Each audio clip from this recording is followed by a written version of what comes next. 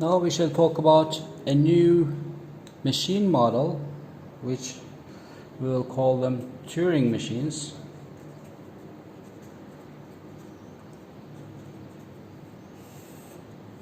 In terms of the automata model or the machine models, remember that we have so far seen two main classes of machines. One of them was the finite automata, finite state machines, and the other one was the push-down automata model. With the first type of a model, with the finite automata model, we could recognize the class of regular languages. And with the second type of machines, with the second type of automata, the PDA, push-down automata, we could recognize a larger class of languages, which was the context-free languages. Now we will see yet another generalization, a more general machine model, which will be the Turing machine model. And with this machine model, we will be able to decide or recognize even a larger class of languages, or in terms of solving problems, we will be able to solve a larger class of computational problems. Let's first try to see what the Turing machines are.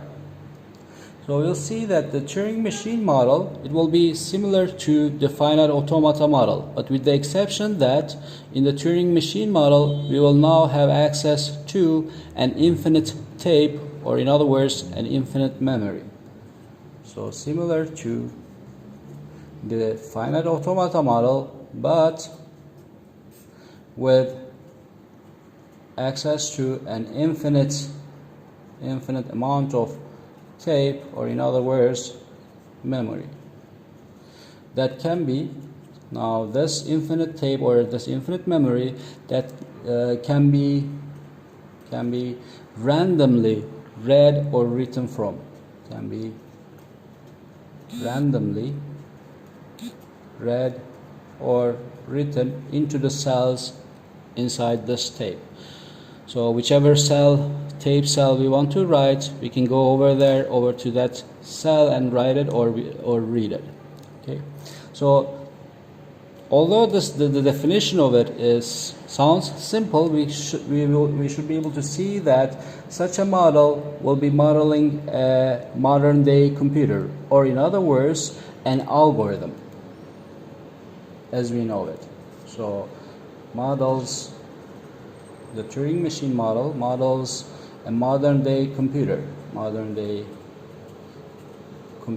or in other words, an algorithm. Although the modern day computers may seem to be limited in memory, we can always imagine that adding as much memory as needed. So we can theoretically assume that we have access to an infinite memory. Okay. Figuratively, this model will be shown as follows. Similar to finite automata, we will have some type of finite control in here. This is finite control. Again, in here we'll have a finite number of states controlling the operations, and we have access now to an infinite tape. 0, 1, 0, 0, and the rest may simply be blank symbols on the tape. Okay. Remember that figuratively, it looks very similar to finite state machines, except that in the finite state machines, we didn't have this infinite memory. We only had our finite control and access to our input tape. Okay, and in our input tape, in the finite state machines, we didn't have random access. We couldn't simply move left and read the input symbols that we have already processed. With the Turing machine model, we have this random access capability, so we can our tape head can move left or right at any time.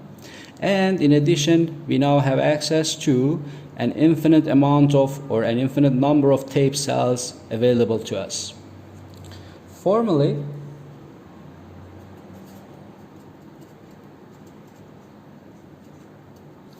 we can define a Turing machine using a 7-tuple. And what are those properties? Q will be the set of states, the same as the finite state machine model. Sigma, our input alphabet. Our input alphabet should not contain these empty symbols because we will be assuming that at the beginning of our tape we will have our input, and it shouldn't be confused with the blank symbols. Tau is our tape alphabet. Our tape alphabet obviously should contain these empty symbols. And delta is our transition function. Q0 is our starting state as usual. Q accept is our accepting state, and different from the previous machine models, we now will have an extra special state, Q reject. This will be our 7 tuple. We will have a single accepting state, Q accept, and we will have a single rejecting state, Q reject. Let's try to show a generic transition is defined by this transition function. A generic transition that will take us from an input pair Qi, where Qi is a state, and A is some symbol that we have read from our tape, and as output it will take us to some state Qj inside our finite control, and we will be writing, if we read some A from under the tape pad, we can write another symbol on top of it. B is, let's say, the symbol that we write. And finally, since we can randomly access this infinite tape, we will have a move defined for this tape head. The tape head can make a left move, meaning that take the tape head to the cell exactly to the left of the current position, or a right move, meaning that take the tape head to the position by to the position that is exactly to the right of the current tape head. So let's just define this generically as M, where M can be either left, meaning make a left move the tape head one position to the left, or a right move, meaning that move the tape head to the right by exactly one position. Okay. In terms of the state transition diagram that we have in here, we can figuratively summarize this transition as follows. We have our state Qi and a transition that takes us to a new state Qj. Okay. We should be able to, with this transition, we should be able to denote that we have read an A under the tape head, and instead of that A, we have replaced it with a new symbol B, and we have made some move either left or right. We will show this with the following transition: A, right arrow, B, comma, some position, left or right. In this case, let's just say L. This states that if you're at state Qi inside our finite control, and under the tape head we have a symbol A, replace that symbol A with a B, write B exactly under the tape head, and move the tape head to the left by one position and go to a new state Qj.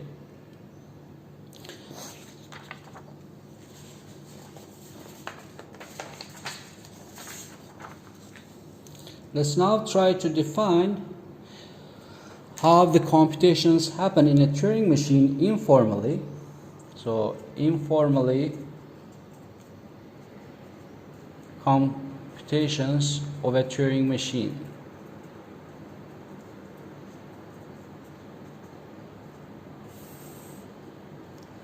We will start at the beginning.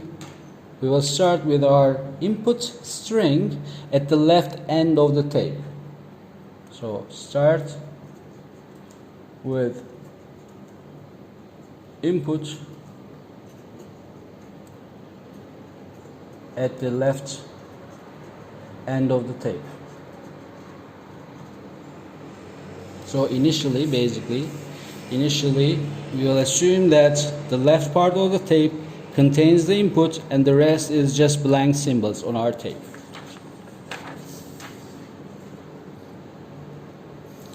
Now our Turing machine will start its computations, and obviously we'll also assume that our tape head is at the first symbol of our input. So tape head, again initially on top of first input symbol. And as we start the computations of our Turing machine, depending on the current state that we are at in our finite state transition, so depending on current state and also the current symbol under the tape head, what our machine will do, it will move to another state in the finite transition diagram, move to another state, make a state change. It may actually stay at the same current state as well, but this just says that you can move to another state in the finite state transition diagram. And then note that we have read the symbol under the tape head. We can replace that symbol. We can write some other symbol instead of that current symbol. Replace symbol under tape head. And we can make a left move or a right move on the tape. So move the tape head to the left by one position or to the right by one position. Move left or right. Note that in here we have a small detail that if the tape head is already at the leftmost position on the tape, making a left move does not have any effect because there is nowhere else to go on the tape. So if already at the leftmost position in the tape, most position, a left move, has no effect. Has no effect, meaning that our tape head will remain on top of the first symbol on the tape. Okay, so this summarizes informally the computations of our Turing machine. This is the initial configuration, and in here we describe informally what we do at every transition. At every transition we move from one state to another and overwrite the symbol under the tape head with whatever symbol we want, and then make a left move or a right move for the tape head. And how does the acceptance and rejection happen in a Turing machine? So again, informally, how can we describe acceptance and rejection in a Turing machine? Note that in the Turing machine model now we have two special states. One of them is the Q accept and the other one is the Q reject. So if at any point during our computation,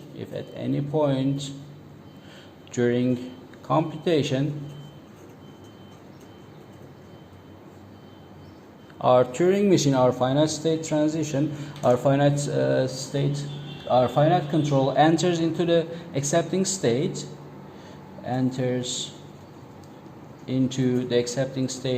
Q accept, then our Turing machine will stop all of its operations and output yes or output accept. It will accept the given input string. Similarly, if at any point during computation of our Turing machine, if the finite state control enters into our rejecting state, Q reject, then the Turing machine will stop and it will output reject or no. It will simply reject the given input string.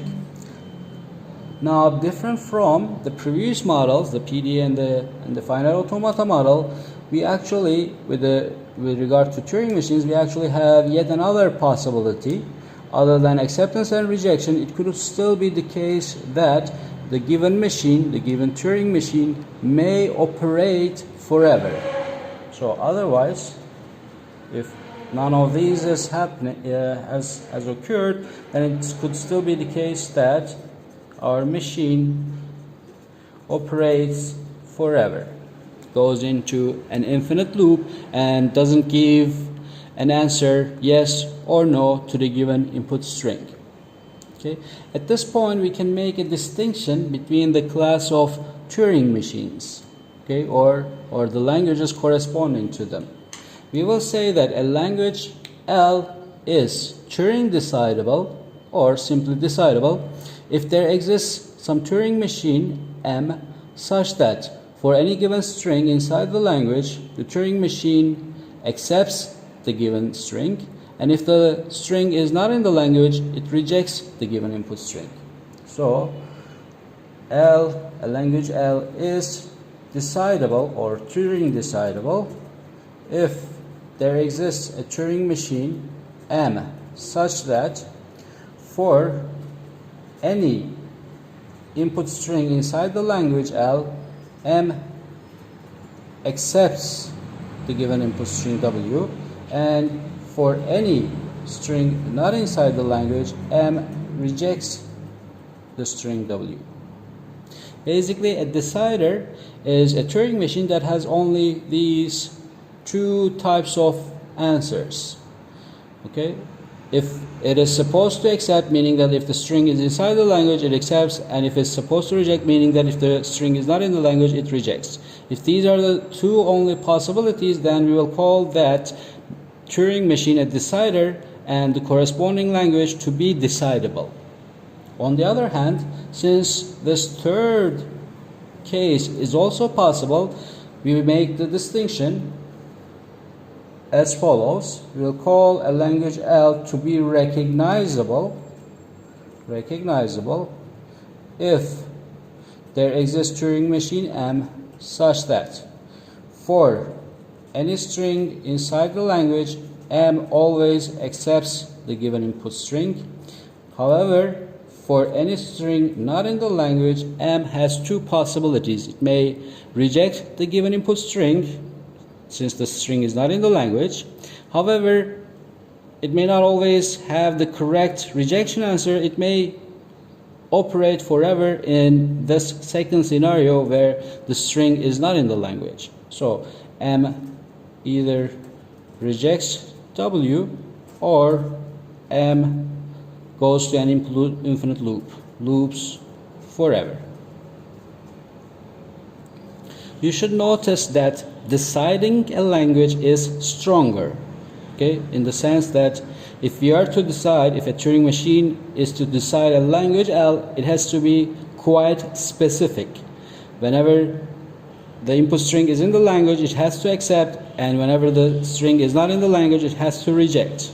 Whereas with recognition, we have a bit more flexibility. Okay? The Turing machine, whenever it has to answer yes, it should always answer yes. But whenever it has to answer no, meaning that the string is not in the language, it may either answer no, it may reject, or it has the chance to loop forever as well. Okay? So, deciding is a stronger condition for the languages as far as Turing machines are concerned.